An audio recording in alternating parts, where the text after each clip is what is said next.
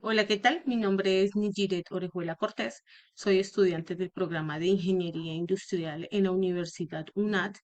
El día de hoy vengo a explicarles o a darles a conocer conceptos sobre las leyes básicas del circuito de la materia física electrónica. A continuación les presento mi documento de identidad y continuamos. Entonces, inicialmente, realizamos una pregunta problematizadora correspondiente al estudiante 5, que son las actividades que me correspondió hacer. Entonces, ¿qué nos dice esta pregunta? ¿Por qué se usa corriente alterna para alimentar los elementos? Mi respuesta fue la siguiente. Es un material capaz de hacer pasar por ellos corrientes eléctricas sin resistencia, prácticamente es lo que podría llamarse un superconductor. En la industria podría utilizarse en baterías de gran duración, en chips con muchísima capacidad, en trenes de levitación supersónicos, entre otros. Ahora sí, continuamos con la ley de Ohm con su fórmula. La ley de Ohm nos da unos puntos clave que son los siguientes. Dice, la ley de Ohm establece que para un conductor metálico a temperatura constante, la cantidad de corriente que fluye a través de él es proporcional a la tensión a través del conductor. El segundo punto clave es que la constante de proporcionalidad de la ley de Ohm es la resistencia. ¿Esto qué significa? Que una condición para la ley de Ohm es que la resistencia permanezca constante para diferentes corrientes y tensiones. Tercer punto clave, dice que los conductores ómicos cumplen la ley de Ohm, los no ónicos no la cumplen. Como siguiente, dice que un gráfico de corriente frente a tensión para un conductor óhmico da una línea recta, así muestra una relación directamente proporcional. El siguiente es que los ejemplos de conductores óhmicos son los hilos de cobre y las resistencias físicas. El siguiente es que los ejemplos de conductores no óhmicos son las bombillas de filamento y los termistores. Y como último tenemos que las bombillas de filamento son óhmicas para corrientes bajas, pero se vuelven no óhmicas a medida de que aumenta la corriente que las atraviesa. Y hay otro que dice la resistencia de los termisores disminuye al aumentar su temperatura. Y la fórmula de la ley de Ohm es B igual a I por R, donde B es el voltaje, I es la intensidad de corriente y la R es resistencia. Segunda ley, que es de voltaje de Kirchhoff. Entonces dice que la segunda ley de Kirchhoff, o también conocida como ley de voltaje, establece que la suma algebraica de las caídas de voltaje de un circuito cerrado es igual a cero. O explicada en palabras más sencillas, dice que la suma de todas las caídas de voltaje debe ser igual al voltaje de entrada.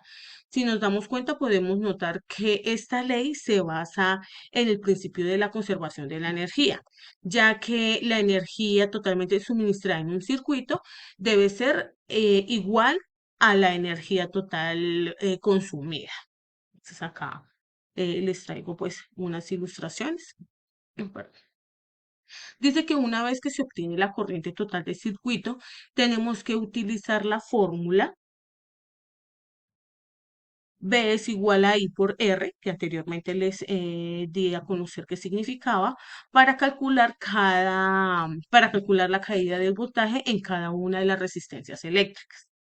En resumen, la ley de voltaje de Kirchhoff es fundamental para poder analizar y diseñar circuitos eléctricos, ya que su aplicación nos permite conocer algunas características importantes como la cantidad de voltaje que va a reducir cada componente. Estas caídas de tensión son importantes de calcularlas, ya que por un descuido puede que a nuestro objetivo final no le llegue el suficiente voltaje y no funcione. En la ley de, la siguiente ley es ley de corriente de Kirchhoff, nos dice que se describe el comportamiento de la corriente en un nodo y el voltaje alrededor de una malla. Estas dos leyes son la base del análisis de circuitos avanzados. Escrito por William McAllister, las leyes de Kirchhoff de voltaje y la corriente es el corazón del análisis de los circuitos. Entonces, hay una pregunta. ¿Cuál es la primera y segunda ley de Kirchhoff? La ley primera o ley de nodos conocida de Kirchhoff nos dice que en cualquier nodo la suma de las corrientes que entra en ese nodo es igual a la suma de las corrientes que salen.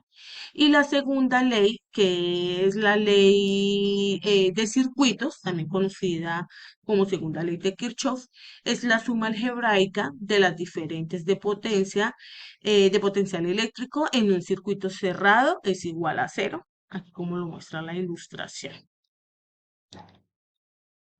Y por última tenemos la relación de la resistencia eléctrica con la temperatura. Dice que la variación de la temperatura produce una variación de resistencia. En la mayoría de los metales aumenta su resistencia al aumentar la temperatura. Por el contrario, en otros elementos, en el carbono o en el germanio, la resistencia disminuye. Como ya se comentó, en algunos materiales la resistencia llega a desaparecer cuando la temperatura baja lo suficiente. En este caso, se habla de los superconductores.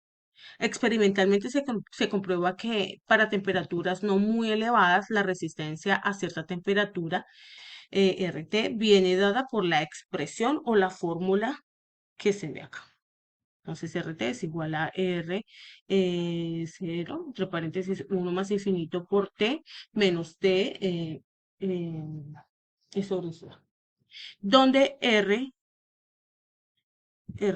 es igual a la resistencia de referencia a la temperatura T0.